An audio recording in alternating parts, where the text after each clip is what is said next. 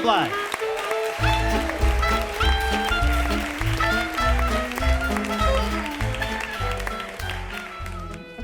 So I was a third grade teacher for many, many years, and I was the kind of teacher who played a lot of games. I got 8-year-olds and they got me, and to be honest, I was much more comfortable being a kid than being a grown-up of any kind, even then.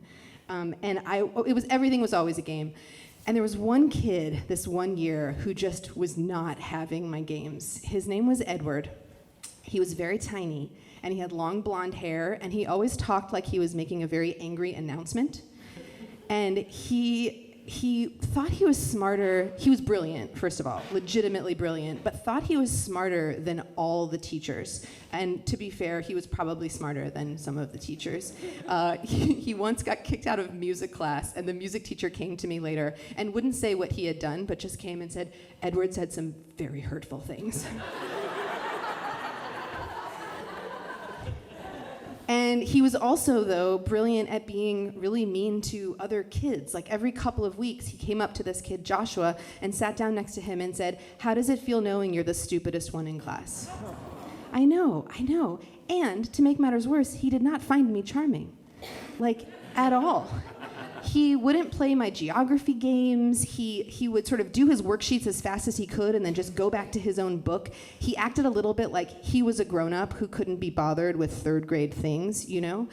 And I loved third grade things. I mean, I liked third grade. I liked being there. At that time, it was actually at the same time was a really tough time for me. As a teacher and in life, I had been dating this guy who really treated me like a child.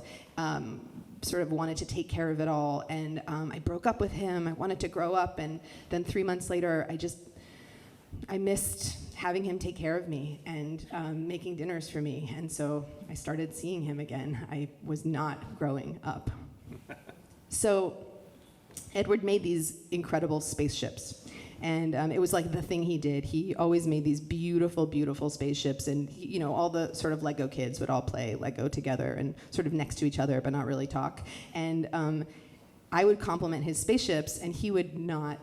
The kids all loved them, but he would not listen to my compliments. Like, what did I know about spaceships? I will say, at the time, I knew a lot about spaceships. I was watching a lot of Battlestar Galactica at the time. I had a lot of opinions, but he just acted like it didn't matter. And frankly, that was how my boyfriend Jason also treated me, like how my opinions didn't matter. Come to think of it, there was a lot in common between the two of them. But also, I kind of believed both of them.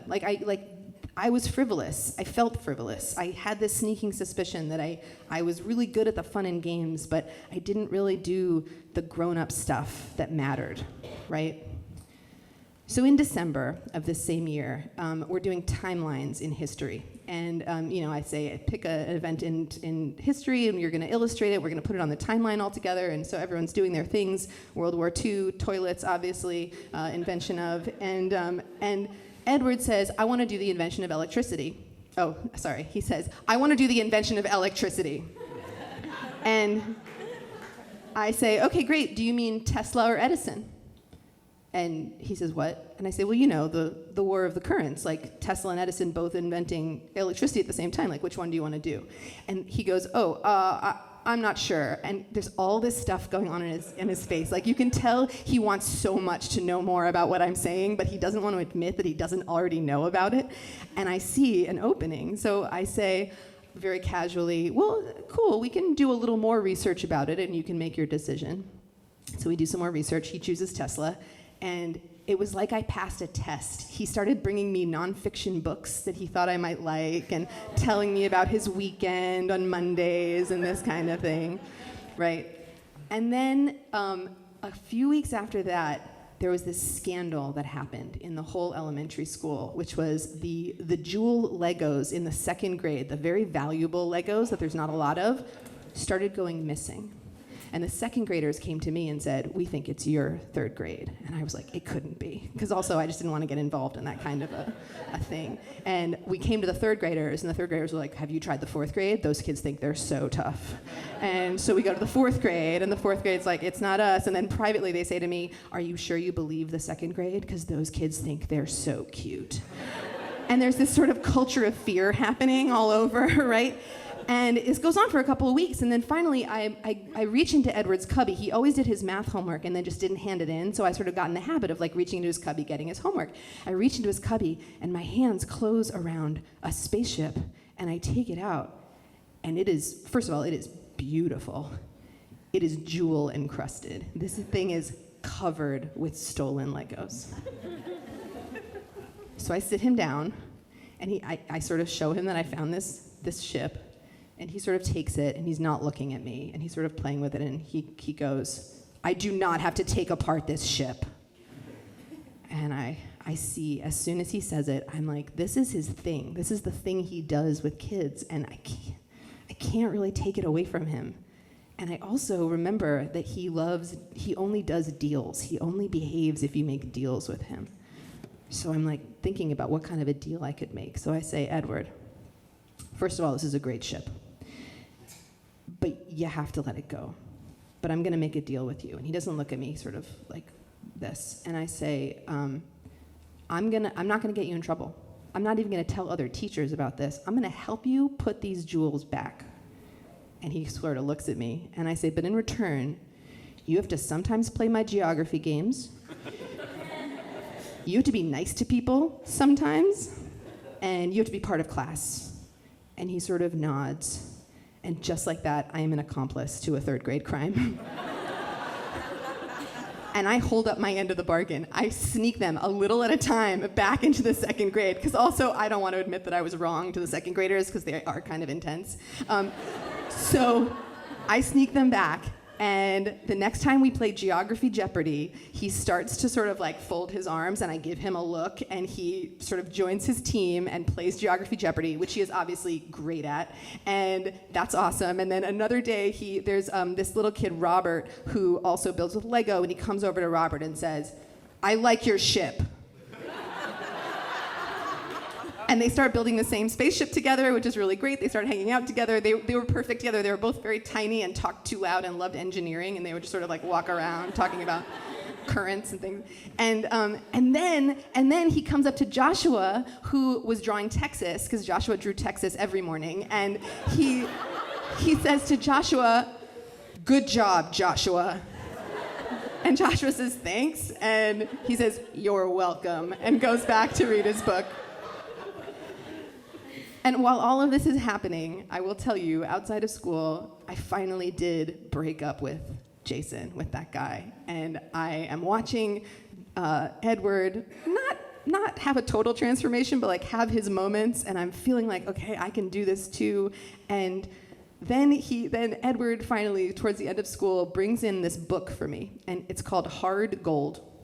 And he says, "I have read this book. It is a historical fiction book about the gold rush, and I think it is great. I think the class would like to hear it. Would you like to read it aloud to us?" And I look at the book, and it actually looks like a pretty great book.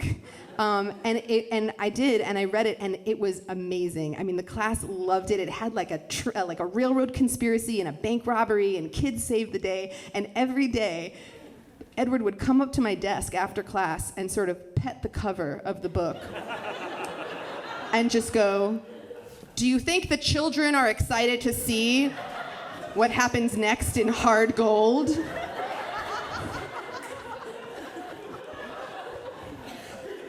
So finally, it's the last day of school, and I get to go home when the last kid gets picked up, and I am so ready, although I'm also kind of dreading the lonely summer of actually being myself for a minute.